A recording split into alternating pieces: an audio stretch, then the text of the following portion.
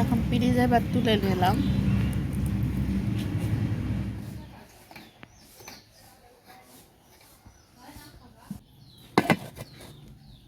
এখন 2টা পটল দিয়ে দেব।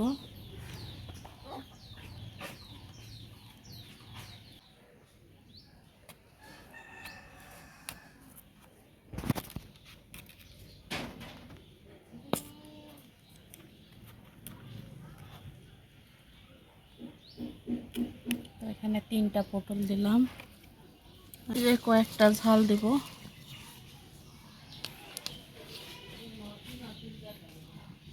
হুম,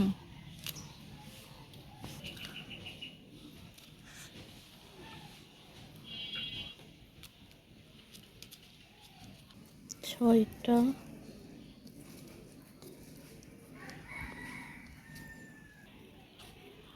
এটা এখন চোখাতে দিয়ে দেবো।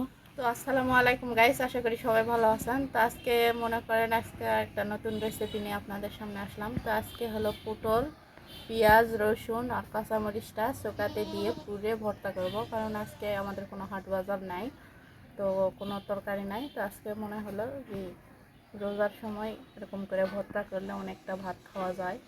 তো এখন এটা চুলাতে দিয়ে দেবো। পটল 3টা আর কাঁচামরিচ চুলাতে দিয়ে দেবো। আগে এগুলো দিয়ে দেই। এখন চুলাতে দিয়ে দিলাম। এখন এই পেঁয়াজ রসুনটাও দিয়ে দিলাম এগুলোর সাথে। সব দিয়ে এখন চুলাতে পুড়তে দিলাম।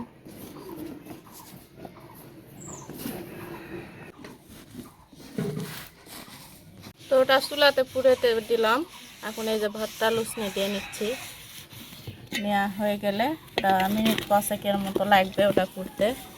ততক্ষণ এই ভাতটা করে নেই।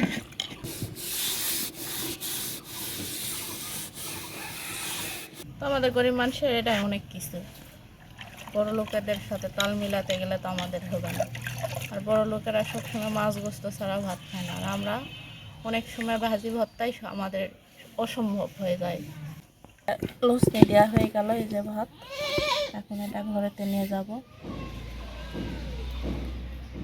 এটা তুলে নেব। আর ওগুলো হতে দেরি হয়। এই যে কাটি থেকে খুলে গেছে।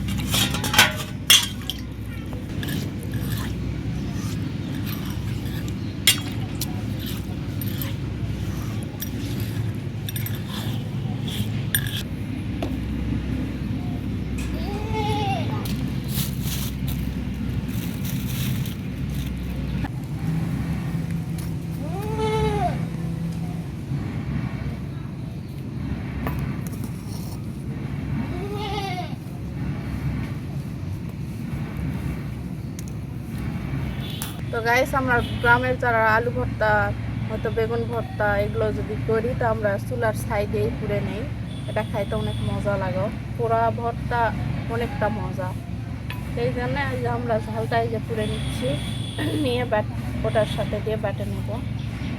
পুড়ে গেল 3টা শুকনো মরিচ, 4টা ঠিক আছে পোড়া, মানে কাটিতে করে দিছি।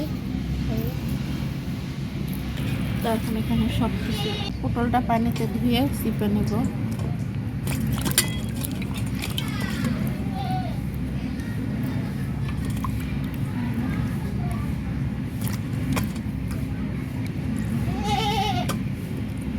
তো এই যে চিপে পানিটা বের করে দিচ্ছি, শুকে যাবে, মানে ভর্তাটা একটু আটা আটা হবে।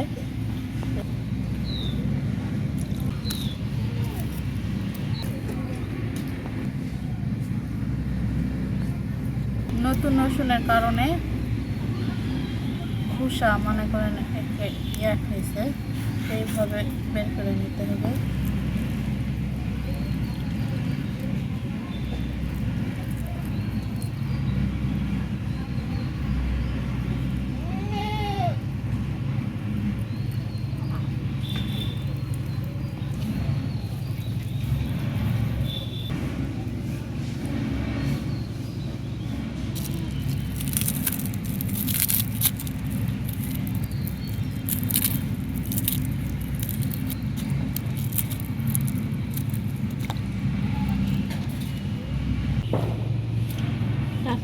পিষে নেব। কাঁচামরিচ, পেঁয়াজ, রসুন, পটলটা দিয়ে নিছি, এখন এটা বাটে নেব।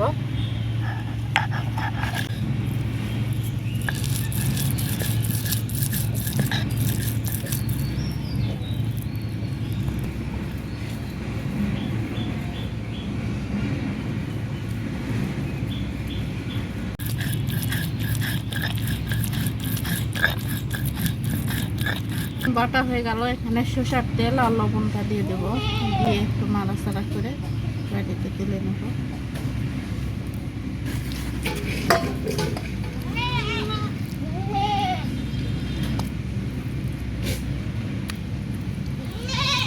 এখানে লবণটা দিয়ে দেবো,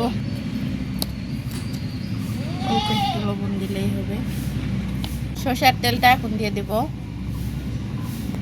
দিয়ে এখন নাড়াচাড়া করে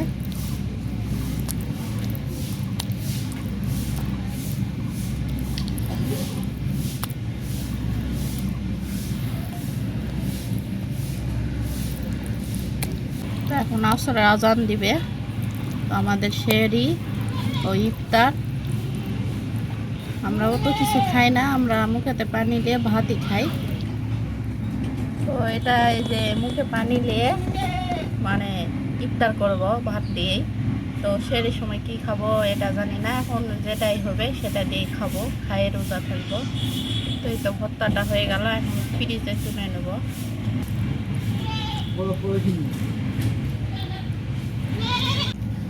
এখন ফ্রিজে এবার তুলে নিলাম।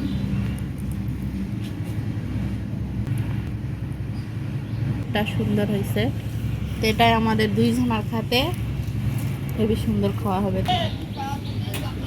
তো গাইস, এই যে আমার পটল পোড়া, পেঁয়াজ রসুন পোড়া, মরিচও পড়েছি, সেটা বাটে নিয়ে ভর্তা করলাম। তো আজকে রেসিপিটা কেমন হলো অবশ্যই কমেন্ট করে জানাবেন। তো এটা বাড়িতে আপনারা ট্রাই করবেন, অনেক ভালো লাগবে খাইতে। মাছ মাংস ছড়াইতে আপনারা এই ভর্তা দিয়ে ভাত খাবেন। তো আজকের ভিডিওটা এই পর্যন্তই, পরবর্তী ভিডিওতে দেখা হচ্ছে। আল্লাহ হাফেজ।